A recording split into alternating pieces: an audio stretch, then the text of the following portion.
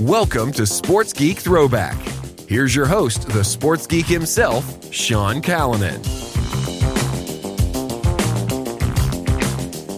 G'day, I'm Sean Callanan from Sports Geek, and welcome to Sports Geek Throwback, where I pick out the best bits from the Sports Geek podcast archive. For this week's Sports Geek Throwback, I go back to episode 225 with Kevin Bain, published in May 2019. Kevin is now the technical product manager and product lead at Arsenal FC. Remember, if you need help with your digital marketing sponsorship, please get in touch. That's what we do in applying the digital to dollars process to help your team build revenue. In this throwback episode, Kevin and I discuss the challenges of rolling out new technology, especially across large and vast link golf courses.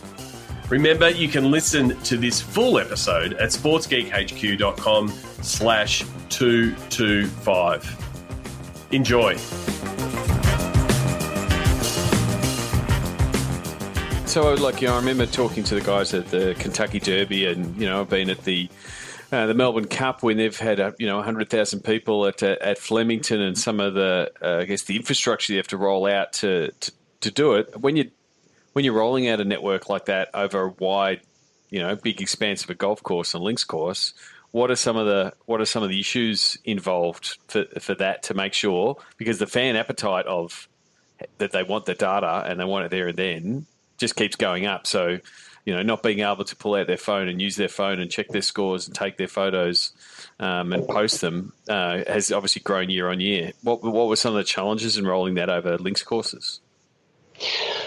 The main one is making sure that the golf course isn't affected. Yeah, yep. A golf course hosting the Open obviously looks very different to how it looks year round. Yep. So we obviously come there, and there are a number of temporary infrastructures. So whether it's all the grandstands, a media centre, contractors' compound, broadcasters' compound, we've got all these temporary structures that, whilst they're up, you can kind of go, well, we'll put a node box over there, and that grandstand's going to hide it, and we'll put that over there, and it's going to be hidden.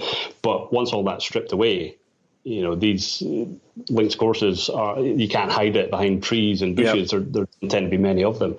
So that's the biggest challenge is making sure that when we go out of town, when the members come back and visitors come back to play the golf courses, that they are unaffected. So we have to work about 2 years out. So we're doing planning now for St George's in 2020 and St Andrews in 2021 to do the installation of the fibre ring goes under the golf course. So if we need to run a stretch of that over a fairway, we need to allow the greenkeepers time for the course to recover. So a lot of planning ahead, and just trying to get a steer on where the grandstands are going to go, where all the infrastructure is going to go, so that we can make sure that we're feeding not just the network, but the water and the waste and the electricity, all of these areas. And it's quite a skill. That's something, thankfully, I'm not massively involved in. That's our championship team. Yep. But it's quite a skill to go and see an empty golf course and go, well, we're going to have our TV studios there. There's going to be a big grandstand there. So therefore, we need to make sure that the exit points for all the node boxes are identified.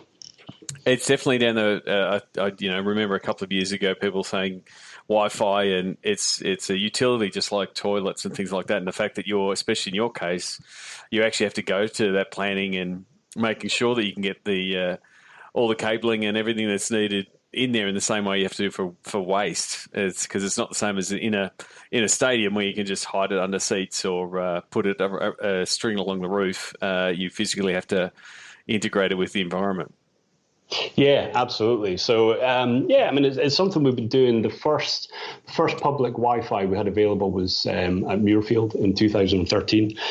And since then, it's just grown and grown. The network capacity has grown. The requirements on it have grown.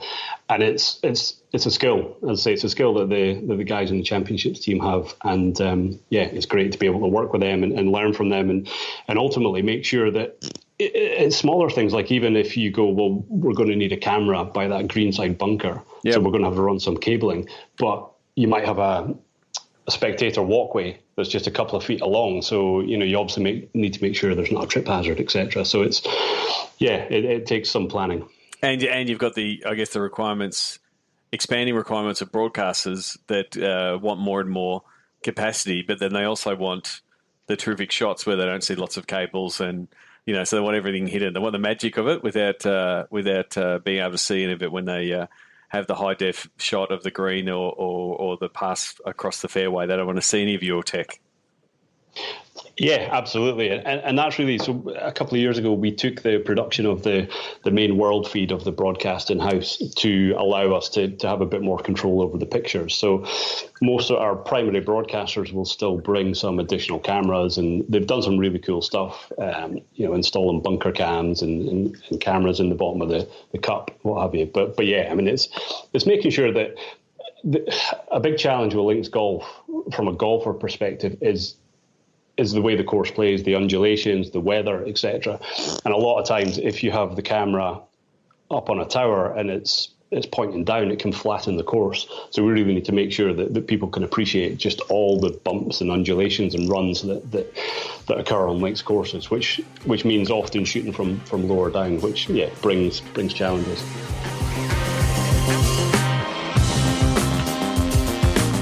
If you like this Sports Geek Throwback episode, please check out the full episode at sportsgeekhq.com.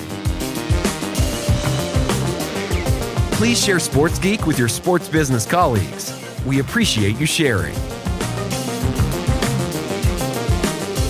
We love working with podcast listeners. Please get in touch so we can help your team. Go to sportsgeekhq.com/phone call. All Sports Geek episodes are available at sportsgeekhq.com and all podcast platforms.